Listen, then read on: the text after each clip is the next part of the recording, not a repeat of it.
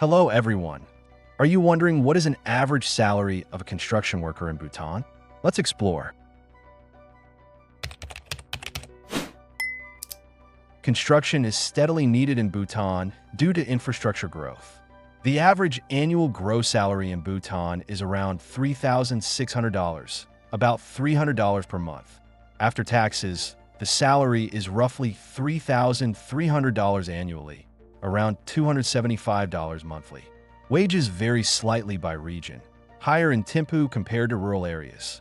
Beginners earn around $200 monthly, while experienced workers earn about $400 monthly. Vocational training boosts earnings. Workers with university degrees usually have supervisory roles with higher pay, while others earn lower wages.